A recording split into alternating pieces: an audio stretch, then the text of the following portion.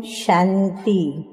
आज की तारीख है 31/3/15 और आज की ज्ञान मुरली का शीर्षक है मीठे मीठे बाप दादा कहते हैं, मीठे बच्चे, तुम्हें अपने योग बल से सारी सृष्टि को पावन बनाना है।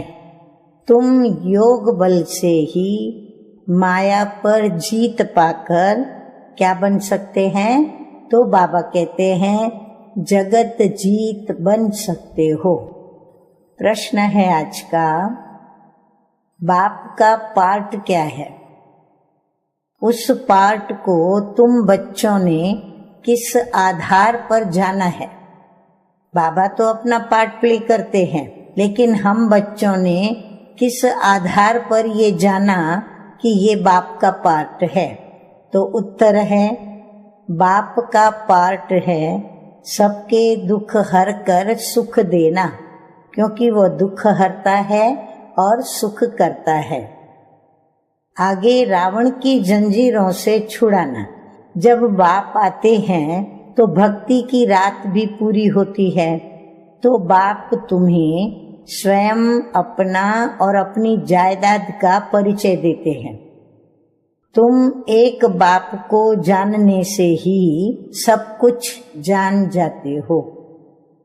गीत बजा है आज का, तुम ही हो माता पिता, तुम ही हो बंधु सखा, तुम ही हो।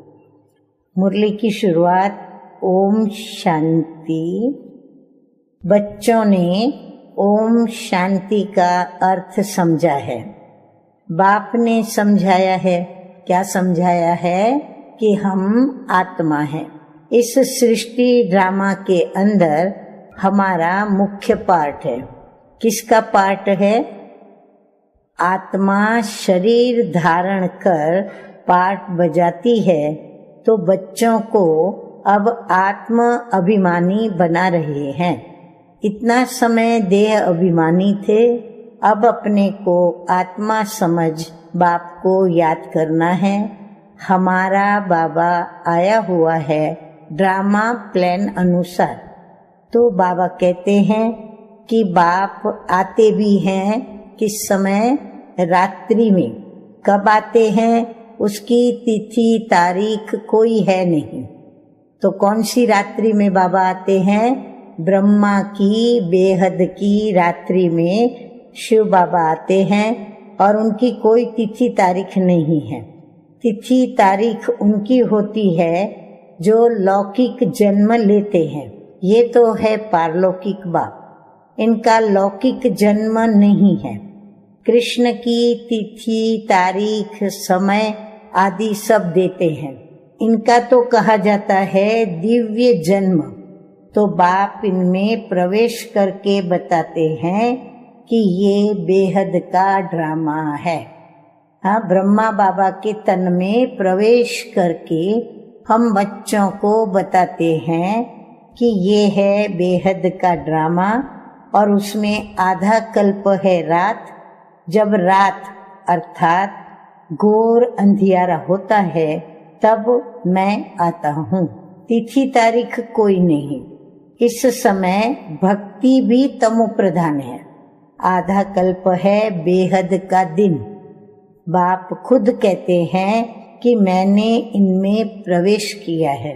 गीता में है भगवानु वाच, परंतु भगवान मनुष्य तो कोई हो नहीं सकता। कृष्ण भी दैवी गुणों वाला है। ये मनुष्य लोक है, ये देवलोक नहीं है। गाते भी हैं कि ब्रह्मा देवताय नमः, विष्णु देवताय नमः, शंकर देवताय नमः, शिव परमात्माय नमः। तो वो है सूक्ष्म वतनवासी। कौन? शंकर। बच्चे जानते हैं कि वहाँ हड्डी मांस नहीं होता है, वो है सूक्ष्म सफेद छाया। जब मूल वतन में है तो आत्मा को न सूक्ष्म शरीर छाया वाला है न हड्डी वाला है। तो इन बातों को कोई भी मनुष्य मात्र जानते नहीं है। ये बाप ही आकर सुनाते हैं, ब्राह्मण ही सुनते हैं और कोई नहीं सुनते। शिव बाबा आकर जो सुनाते हैं वो सिर्फ ब्रह्मा मुख वंशावली ब्राह्मण ही सुनते हैं। ब्राह्मण वर्ण होता ही है भारत में, वह भी तब होता है जब परमपिता परमात्मा प्रजापिता ब्रह्मा के द्वारा ब्राह्मण धर्म की स्थापना करते हैं। तो अब इनको रचता भी नहीं कहेंगे।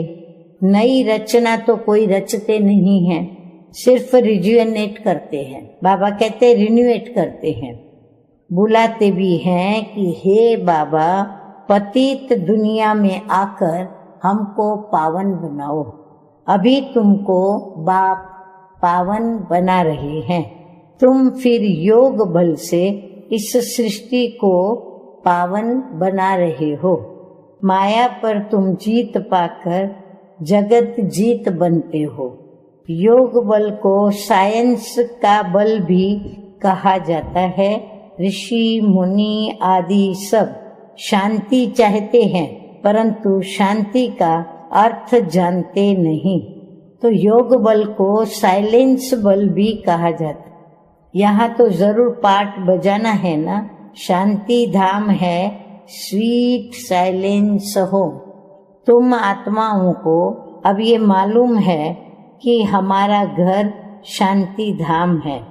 यहाँ हम पाठ बजाने आए हैं।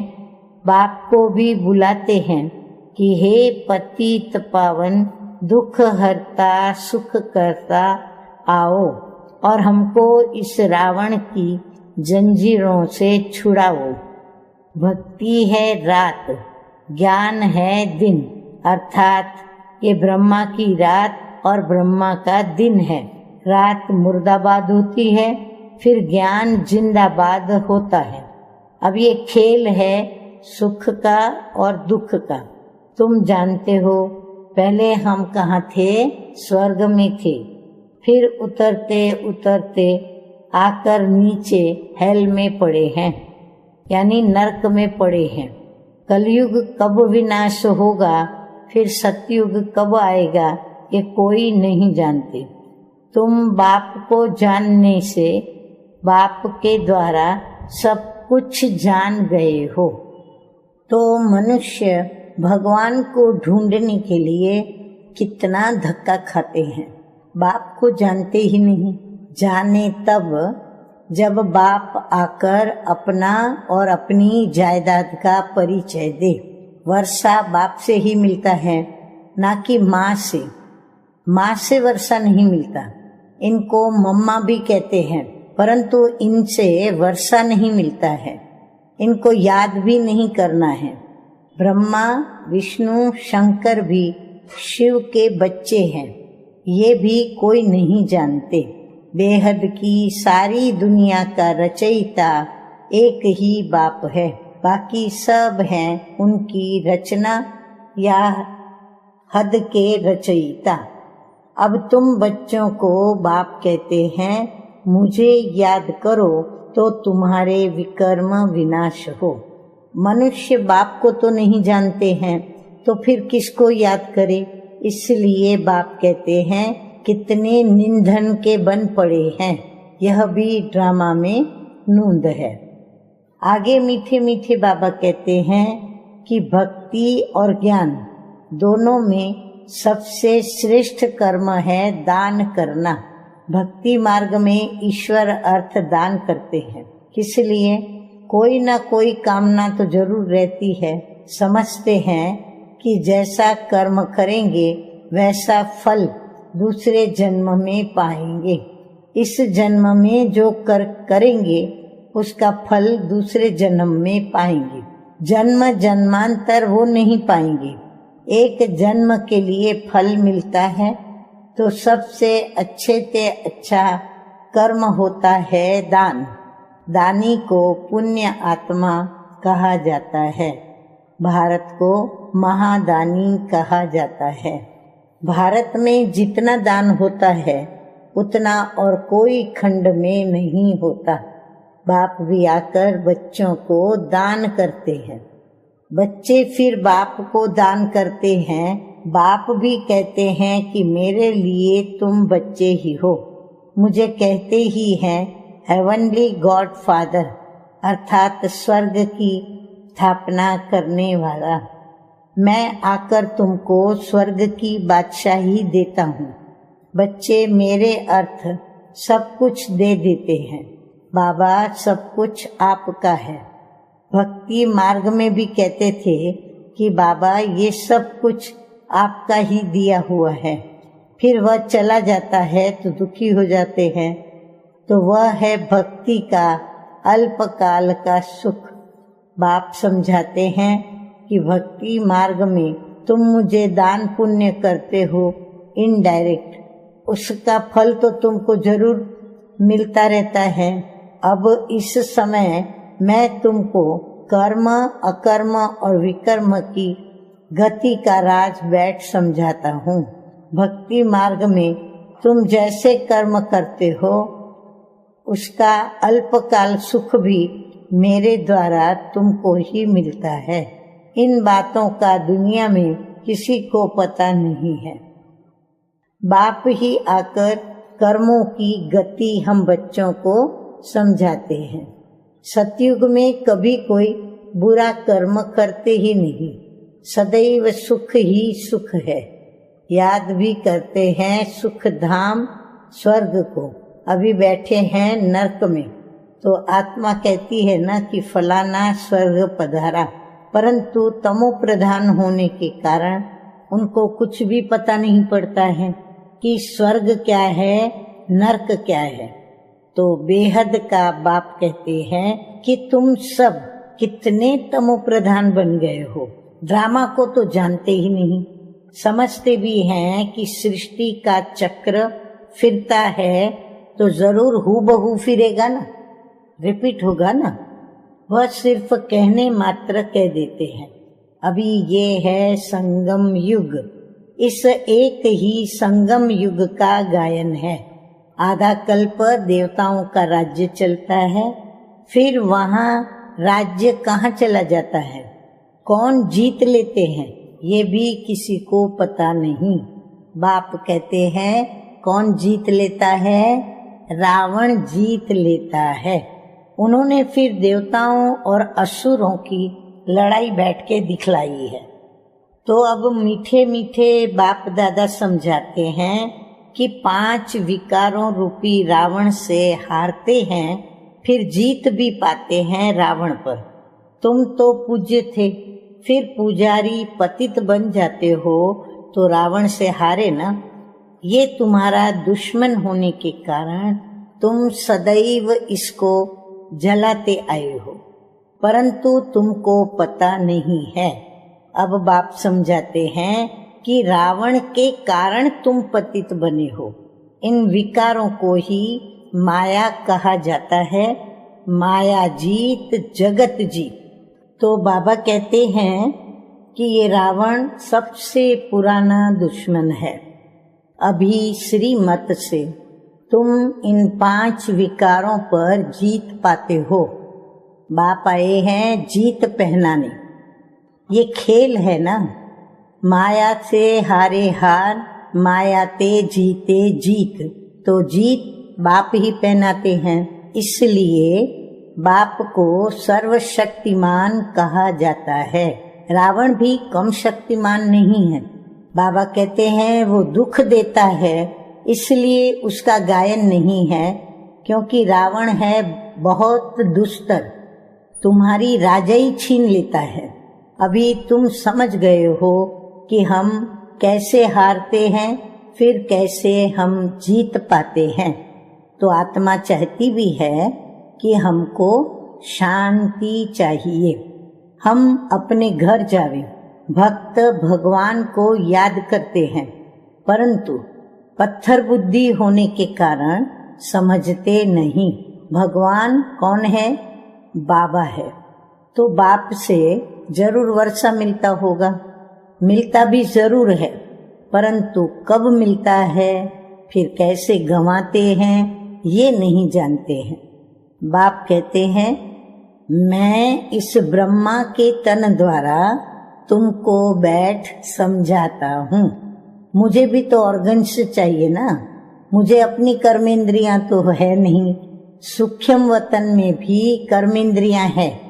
चलते फिरते जैसे मूवी बाइस्कोप होता है, ये मूवी टॉकी बाइस्कोप निकले हैं तो बाप को भी समझाने में सहज होता है। उन्हों का है बाहुबल, तुम्हारा है योग बल। वो दो भाई भी अगर आपस में मिल जाए, कौन? रशिया और अमेरिका, जिनका है बाहुबल और हमारा है योग बल। तो बाबा कहते वो दो भाई भी अगर आपस में मिल जाए तो विश्व पर राज्य कर सकते हैं। अभी तो उन्हों में फूट पड़ी हुई है। तो तुम बच्चों को साइलेंस का शुद्ध घमंड रहना चाहिए। तुम मन मना भव के आधार से साइलेंस के द्वारा जगत जीत बन जाते हो। वो है साइंस घमंडी, तुम हो साइलेंस घमंडी। अपने को आत्मा समझ बाप को याद करते हो। याद से ही सतो प्रधान बन जाएंगे। बहुत सहज उपाय बाबा बताते हैं। तुम जानते हो कि शिव बाबा आए हैं हम बच्चों को फिर से स्वर्ग का वर्षा देने। तुम्हारा जो भी कलयुगी कर्म बंधन है, बाप कहते हैं उनको भूल जाओ। जो भी अभी कलयुगी कर्म बंधन है, बाबा कहते हैं वो सभी भूल जाओ। 5 विकार मुझे दे दो।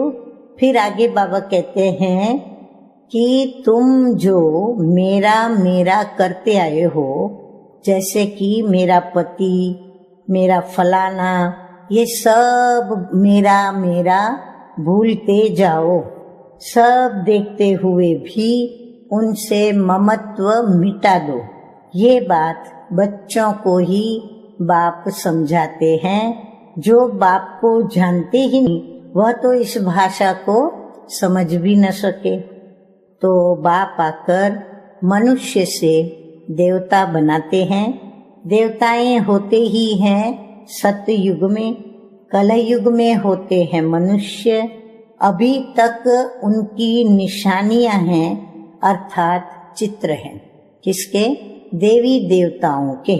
मुझे कहते ही हैं, हे पतित पावन, मैं तो डिग्रेड होता नहीं हूँ। तुम कहते हो हम पावन थे, फिर डिग्रेड हो पतित बने हैं। अब आप आकर के पावन बनाओ तो हम अपने घर में जाएं।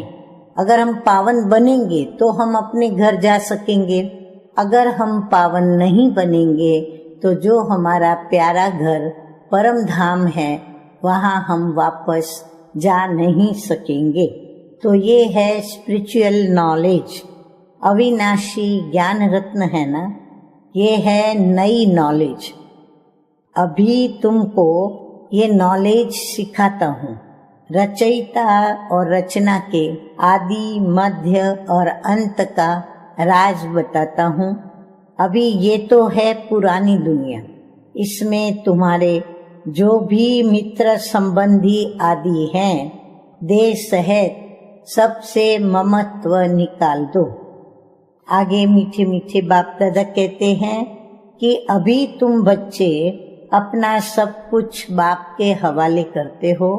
बाप फिर तुम्हें स्वर्ग की बादशाही 21 जन्मों के लिए तुम्हारे हवाले कर देते हैं। लेन देन तो होती है ना। बाप तुमको 21 जन्मों के लिए राज्य भाग्य देते हैं।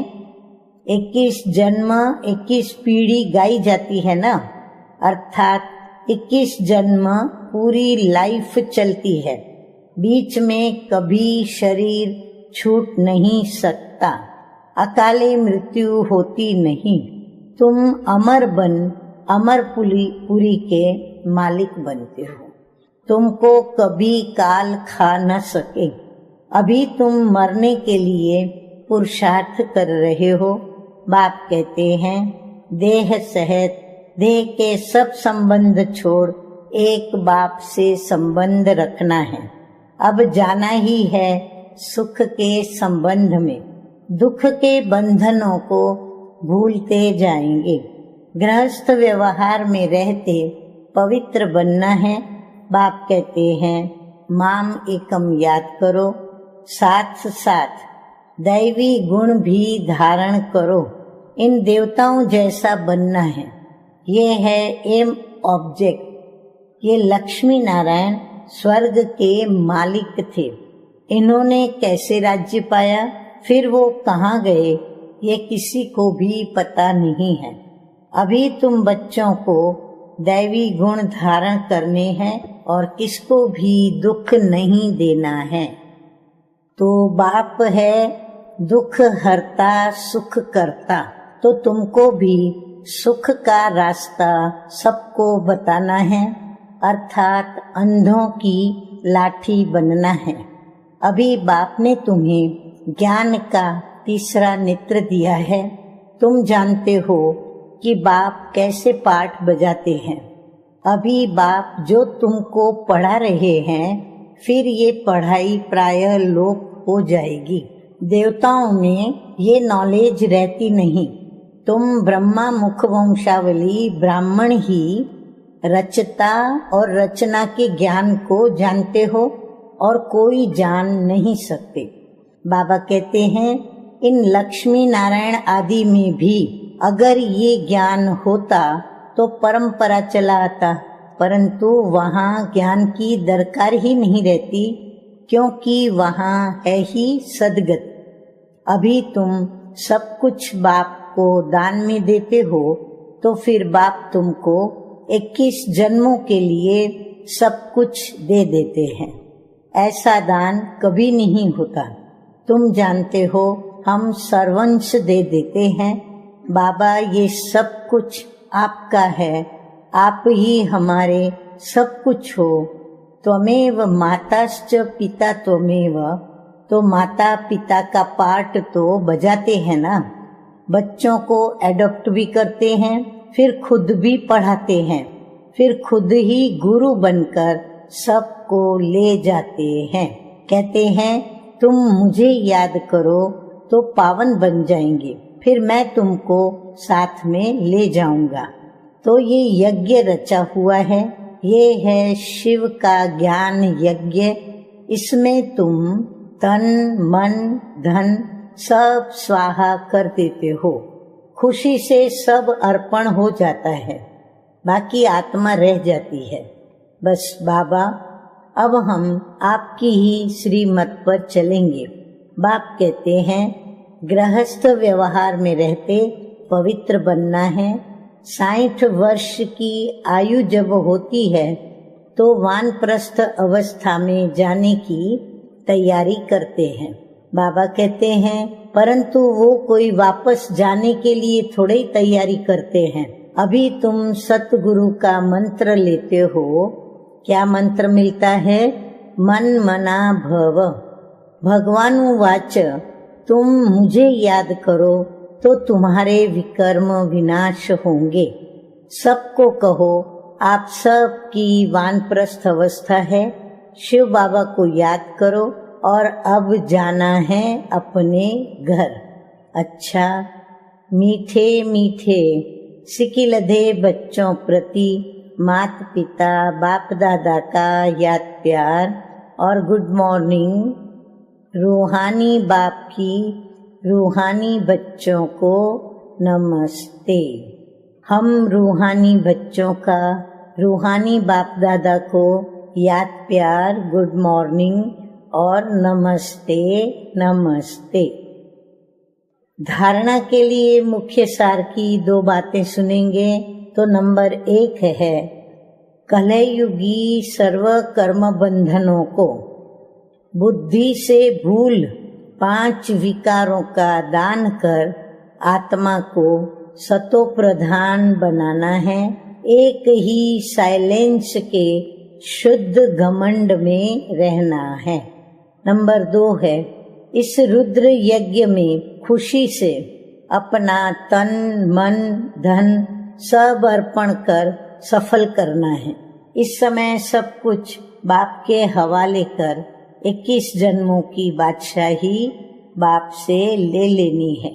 वरदान है आज का, अपनी शुभ भावना के द्वारा निर्बल आत्माओं में बल भरने वाले सदा शक्ति स्वरूप भव। बाबा कहते हैं कि सेवाधारी बच्चों की विशेष सेवा है स्वयं शक्ति स्वरूप रहना और सर्व को शक्ति बनाना, अर्थात निर्बल आत्माओं में बल भरना। इसके लिए सदा शुभ भावना और श्रेष्ठ कामना स्वरूप बनो। शुभ भावना का अर्थ ये नहीं है कि किसी में भावना रखते रखते उसके ही बन जाओ, ये गलती कभी नहीं करना। शुभ भावना भी बेहद की हो, एक के प्रति विशेष भावना रखना भी नुकसानकारक है। इसलिए बेहद में स्थित हो निर्बल आत्माओं को अपनी प्राप्त हुई शक्तियों के आधार से शक्ति स्वरूप बनाओ। अभी हम सुनेंगे स्लोगन आज का। तो स्लोगन है, अलंकार ब्राह्मण जीवन का श्रृंगार है। तो कौन से अलंकार? दिव्य गुणों के अलंकार। इसलिए अलंकारी बनो, देह अहंकारी नहीं। अच्छा, ओम शांति।